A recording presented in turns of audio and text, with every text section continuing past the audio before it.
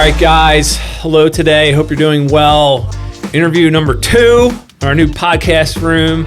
I have Mr. Tim Markland here. What's going on? Thanks for joining me today. Absolutely. Tim, joined the brokerage maybe a little over a year ago? September of 2023. All right, yeah. So Tim's up with us in Bel Air. He runs the Markland Advantage team, 2 other guys. Dan and Adam are with you. Mm-hmm. And then behind the camera here, we have Mr. Drew. Yeah, man. Your guy. Dr. Drew. Dr. Drew. Mr. 19-year-old Dr. Drew here. These young kids in their tech. I tell you what, he's awesome. He's taking our game to a whole nother level. For marketing wise, yeah. For marketing, for video. So yeah. I started off, if you watched the last thing, it was Mary Lynch had the idea for me to create the podcast room. And then Mr. Tim Markland's gentleman here, Mr. Drew, helped me get all this microphones, all this stuff set up. He's filming today. He's going to do the editing so that we don't have to, I don't know how to do all that stuff. Neither do you, I guess, because we're old. No clue. Yeah. So appreciate Drew. And that's kind of the reason I said, hey, if I can get access to your guy, is that okay? And if so, we'll do an interview of one of the first ones for helping me out. So I appreciate you helping me out. So absolutely. Just to give a little background of how we all got here today. Yep. So I got a timer on my phone, 20 minutes here. So we're going to try to knock out as much as we can without too much downtime. So just like 3 minute, a little bit of background. Before you got into real estate, okay, you were in the education world. Yes, sir. So just get, born and raised in Bel Air. So actually born and raised in the Hillendale Parkville area. Okay. Moved up to Harford County right after I graduated high school to Havre de Grace, and then my wife and I bought our first house in Abingdon, and then we moved to Bel Air. Gotcha. So and then you were in education world. Give us a little bit about that. Yeah. How so long and where? I got my degree a little bit later than most people do, and graduated from Towson. Got a job at Bel Air High School. Tigers, in the middle of the baby. year. Let's go Tigers. I'm a Tiger too. Oh, Tiger pride. Awesome. Yeah. Tiger pride. Yeah, and hang out at CVP a lot. I went to the CVP and Uno's and Crease. The Crease. Yeah, baby. What was that? Sources up on the Good corner. old there. days, yeah. Yeah, Used the to Record have, Theater. Three drafts for $3 on Wednesday nights at Sources. Yeah. Now, unfortunately, see again, when I went to school, I was like 20. Went back to school. I was like 23, 24. So I didn't live down there. Okay. I'd go get my education. Come home to my now wife. Yeah. We're living together. All right, we won't get too sidetracked. Yeah, right. Anyway. I mean, you really want to break this down to right, it. But I do want to ask about your education time, because I think that probably leads into a lot of your 100%. your sphere that you've worked. Yep. So just real quickly, you were So I was a PE teacher at Bel Air High School.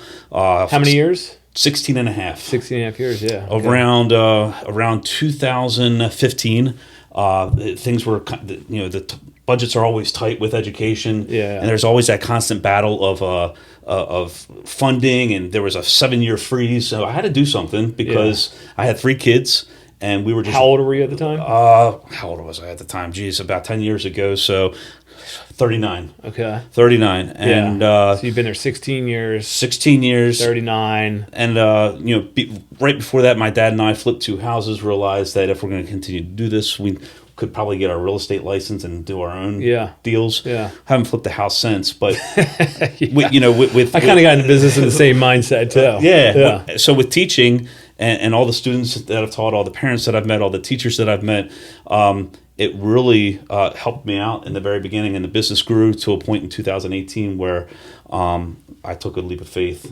and went full time. Went full time into real estate. Yeah. Gotcha. Yep. Yeah. So what's sort of been working for you? What have you been doing? I mean, so your numbers are about like you and the team, or how many millions? We just did 18 million. Okay. This past year. That's great. We just passed the 400 mark in units over the past 10 years. Awesome. So that was pretty cool. So about 40 houses a year. Averaging a 40. Yeah. Last year we did 51. So. Okay. And what's really working is just social media presence. Yeah, so you're a big social media guy. I'm a big social media guy. Yeah. On all the platforms, do a lot of video. So your platforms, Facebook, obviously. Facebook. Instagram. Yes, sir. YouTube. YouTube is big for you, right? Growing our channel. It jumped tremendously this past month. Yeah, so you get people to actually subscribe to your YouTube channel and all that? We have over 2,500 subscribers. That's good for YouTube. Okay. Yeah. All right, so Facebook, Instagram, YouTube, and any other platforms? TikTok, Snapchat, okay. Twitter, now X. That's pretty much it. And you're seeing lead flow from this, or is it just it's more like brand awareness? Brand awareness, yeah. Yeah, it's more brand awareness. It's people that that know me, that follow me, that they top of mind. You're top of mind when it comes to the time when somebody's looking to buy or sell. Yeah. Okay. Yeah. So all those platforms do a lot of videos. You use Drew here to do a lot of videos. That's been working for you. What else have you been doing that works for you? Well, I mean, the majority of our business has been my sphere of influence. Yeah. Referrals, and so I came into this business with the mindset of being an educator because I taught for so many years, and really anybody that ever got into education was there to make a difference in the lives of others. Yeah. And after my first year in real estate, when I realized when we were leaving that settlement table that I was getting that same intrinsic feeling, that there was something here that, hey, look, there's a little bit more money to be made here, which means a lot more money to be made here. Yeah, I mean, it's kind of my mindset in the very sort of one of the opening slides of the Cummings meeting last week is like, we're here because like that feeling you get when you help somebody out. Right. I was actually an education major too, you know that? Oh, I didn't know that. But I never taught. Okay. But I did the student teaching, the whole deal. Okay. Student taught actually like. What were you going to teach? I was social studies, secondary ed, and I did like student teaching at Dunbar Middle School, where I went to middle school, which was weird. Eating in the lunchroom, I felt like a traitor. With your old teachers? Yeah, some of them. Yes. They remembered. They were pulling out the yearbook, and I didn't quite remember them, and it hadn't even been that long. But yeah, no, that same feeling is I feel like what drives a lot of people, like the helping people, and also like being able to support your livelihood or whatever financially. It's like a double win-win. So. Your social strategy, you're doing a lot of video. I mean, I guess give us a little bit more about that because you very much are into that. You have your own sort of podcast thing that you do as well. Yeah. So you're on the podcast set up that people can log in through podcasts. So after this, we're going to be sitting down and doing an interview together. Sure. For my podcast. Yes. You'll be episode 66. Okay. Wow. Okay. So you've done 66. 66, and we had a good start to it. And then got really busy last year and didn't do hardly any. Okay. Brought Drew on, and Drew was episode 50. So it was like the announcement of, we got a new guy doing video and whatever. Yeah. He was episode 50, and you're going to be 66. So okay. Is that 17 episodes, I believe? Yeah. 17 since like he came on in December, I think. So you're interviewing different like business owners and things like that. Yeah. So you're kind of almost building a better relationship with your own sort of database. Yeah. By doing an interview with them, getting them in, getting them familiar with the office. Right. Yeah. Definitely. And I think there has been a couple transactions that have kind of flourished from that. Yeah. But that's not the primary motivator behind doing the podcast. Okay. Really, what's the motivator?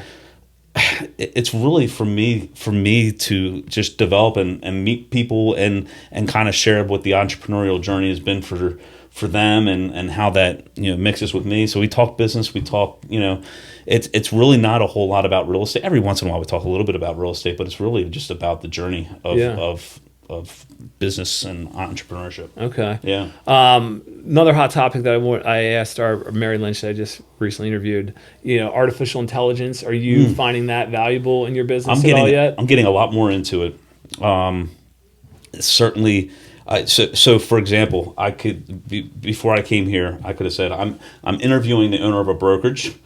Give me 10 good questions that I could ask them that are thought-provoking. Yeah, maybe I should have done that. I'm sitting up oh my God. In my bed, within seconds, it says, and then I go through and I'm like, okay, I like this, I don't like that, I like this, I like that. And then I kind of form the script. Yeah. So that's just one example of like ChatGPT that I've used. And then, of course, just the content creation behind it. And Drew does a lot, but I still do a little bit of it. AI has definitely... helped out with that. Like the words that come up on a screen when you're talking, you don't have to type all those in. It just automatically does it, which is AI. Yeah. Okay. CRM, are you a big sort of customer relationship management program, keeping track of like calls and leads and follow-up? So I think we could all be a little bit better at that. Mm-hmm. I wish I could follow it like a Bible. Do you use I do have a CRM. I use Lofty. Lofty. Okay, yeah, that's Lofty, which used to be Chime, I believe. Yeah, and that's a pretty fancy one. Rob Bullock, and he was also in our Bel Air office. Yeah, and Mark Novak. I think both of those guys kind of introduced me to that. Yeah, and so it seems to be working. There's some automation stuff with that as well. Yeah, they have like some AI stuff built in. Some AI stuff. Right? Yeah. So I'm not maximizing it. to my highest potential. Yeah. But I'm always looking to do that. So. Yeah. I keep digging more and more into mine. I'm getting more and more particular or anal, whatever you want to say. Like I'm, every interaction that I have with a recruit or whatever, I'm like logging, because it's so easy to say like, like that we'll remember today, or I'll remember that call I made, because you're like, oh, I'll remember, and then 3-4 weeks go by. It's like, what? When did I say I was going to follow up with him? Like, what was my next plan? Like, so I really learned, like, so much is going on every day. It's like, I don't want to have to keep it all up in here anymore. Yes. So I've just, my 2 cents is I've really started to dig in on my CRM, and it just kind of gives me like a sense of comfort of being like, okay, I know how we ended the conversation. I told him I was going to follow up with this date. Yep. I marked it in my notes. I marked it in my follow-up thing, so it pops up into my thing. Like I said to so-and-so, I would give you a call this day, and I don't have to go back and look through an email. I just have really kept it like that is certainly helpful in the CRM. So CRM Loftly, that's a good one. I definitely have, I've talked to them before. The most frustrating thing is when you've talked to a person and then like you didn't follow up with them, and then months later it's like you see them with a sold sign with another agent, and you're like, son of a gun, I totally dropped that. That's my fault. Yeah. They say the fortune's in the follow up or whatever. Fortune's in the follow up. Yeah, I've learned. I've gotten burned myself. So like goals, do you set like a unit goal or sales volume goal with you and Dan and Adam? This is awesome. And how do you track? Do you track the goals and all that stuff? So we do it a little bit differently. There was a year where I think it was 2019, 2020, when everything just went bonkers, and we set a goal for. We had 35 units one year, 36 units the next year, and then we set a goal for 50. Like 50 was a good goal, and we ended up crushing it and got 78 because, again, if you think back then, it was bonkers. Sure. And I got that, and you think, hey, that's awesome. You crushed the goal. And it was like, nothing, it wasn't satisfying. There was still anxiety. There was still stress in my life, stuff like that. So I've taken now of a different approach, and I look at quality of life as goals and standards that I'm trying to set for myself, as well as my team. So at the beginning of the year, and even Drew got in on us too, we came up with different sections of life, whether that's spirituality, whether that's education, whether that's and as well as business goals and stuff like that. But I'm setting more goals or standards that are focused on quality of life versus quantity in the business sales volume, because I believe if we can accomplish those things first, all those other things will take care of themselves. So like what type of quality of life stuff? Spending a certain amount of time with your kids, making certain games or date nights, or what are your one of my goals is to have a date night a week. Okay. Each month. You set this goal at the beginning of January, I'm assuming? Beginning of January. Okay. How's the date nights working out? I'm struggling right now with that. Well, I know, right? It's only March, whatever. Well, maybe I shouldn't have used that as an example then. But to be fair, my wife's had some medical issues, and we're going through that. That's okay. So I'll use a goal that I have been doing really well with. Okay, what do you got? So I want to read 24 books. Okay. By the end of the year, I want to do 52 podcasts, which we're well on our way with that.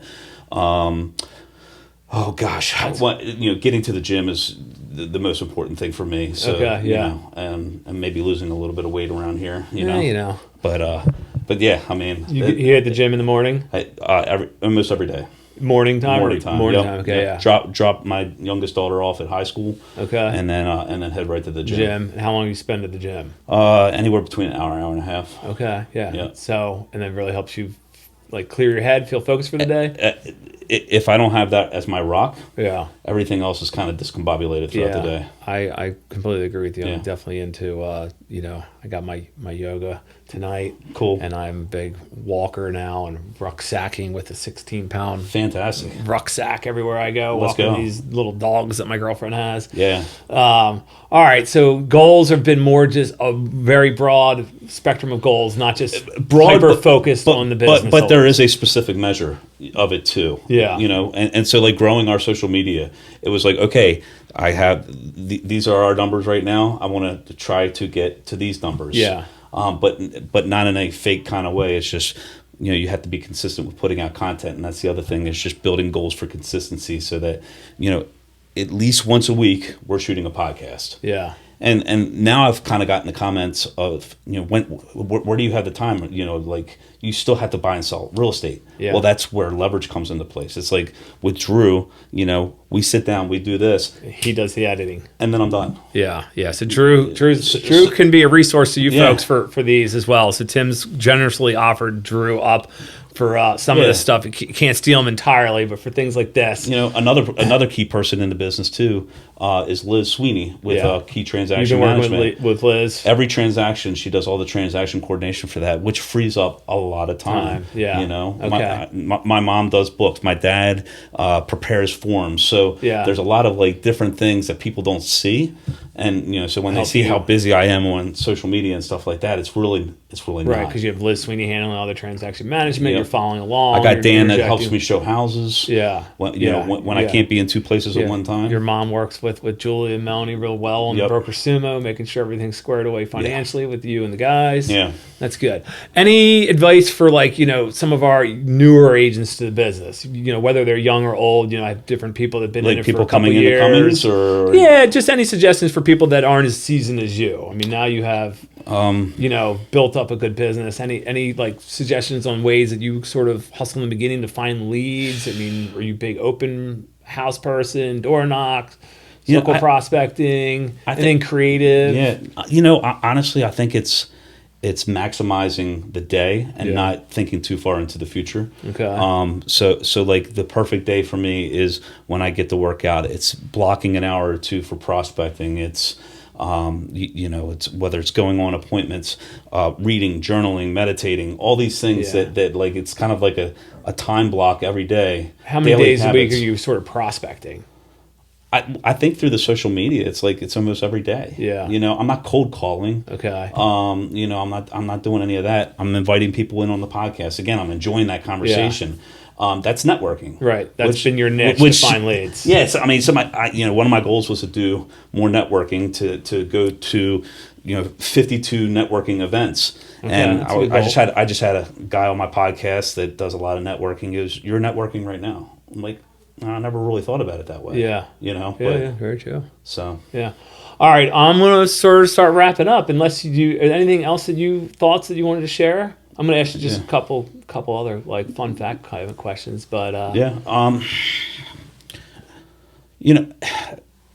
advice. I was at another brokerage prior to Cummings for probably a good 8 years. Great brokerage, great leadership. Berkshire Hathaway, Penn Fed Realty. Lots of love for those the managers, the broker owner, Kevin. A lot of good people. I always say there's no bad brokerage. No, not at all. They taught me a lot, and they provide a lot of education. And people, there were people like Lynn Gurley or Julie Muswell. They were always saying, "Hey, you should check out Cummings. You should check out Cummings." And I'm like, 100%. It's just too good to be true. What's the strings attached? Who's this guy, Dave, or whatever. And everything that has been said has come to fruition. There's no strings attached. There's no hidden agendas. I appreciate that. It's clear as day. The culture here is phenomenal. Nice. The people here are just willing to help out. Oh, I appreciate the promo. I wasn't asking. You want to? I'm sorry, but I genuinely I love Berkshire Hathaway, and that was very good. And I love Cummings and Company too. Thanks, man. Appreciate it. Hey. Appreciate it. There you go. Got anything like fun? Do you have a check for me for that? Oh, sorry. Okay. Anybody you're following that you really like, though, real quick? Oh, my God, yes. In terms of, like, YouTube, Instagram, real estate, motivational, whatever that people should check out. Yes, Chris Williamson. Okay. Where do you watch him? On YouTube? Ed Milet, Tom Bilyeu. Okay, we'll add these things to the comments. Yeah, Tom Bilyeu, Gary Vaynerchuk. Gary V, big on social media. He's an aggressive sort of motivator. And here's a new one that we interviewed on the podcast. He's gonna take off, and he knows a lot of these other people too. His name is Chad Sanchagrin. Don't ask me how to spell it. I'd have to look at it. Okay. Yeah, but he just wrote a new book called "Keep Telling Yourself," and it was a phenomenal book. I read it twice. He's a Bel Air guy, so I was able to get him in on the podcast. Okay. He's met Tony Robbins, Gary Vee, a guy named Jesse Itzler, some other people that are just big time social influencers. Okay. All right, that's good. Interesting to know. All right, so any fun travel coming up for you this summer? Anything good that you want to share with us? Yeah, man. We're going to the Outer Banks. Outer Banks. That's where. Is that the annual trip? That's where our heavenly haven is, man. All right. That's awesome. The whole fam. We big house. Yep, big house, right on the beach. Yeah. Love it. All right, good. Yeah. What month is that? Oh my lordy, June, July. Okay. Like All right. Probably July, maybe. July, it'll be nice and hot. Yep. All right, yeah, I love, like, those are kind of, I just ask those things because those are things that sort of always motivate me. You know, Yeah. like sort of having you're a something big to surfer plan guy, for. right? Going back down to El Salvador in May, right before the Preakness party. I'm going to squeeze in a Thursday to Sunday. Now, do you have a house down there? Or No. I just go Hey, man, I don't know. You're big time. I just got one house. Okay, you just got one beautiful home. One house and a bunch of office space. Yeah. Sorry, what more do you should I expect of you? Come on, man. No, I'm excited. Thank you for turning that back around on me. So, all right, guys. Well, we'll get this up. We'll get some of those different people that Tim's following in the comments so that you guys can take a look at that. Yeah. And I greatly appreciate your coming down. I appreciate your help with Drew, and excited that we put this together. This is awesome. Thank you so much. Thank you, guys. All right. Have a good rest of the day, guys.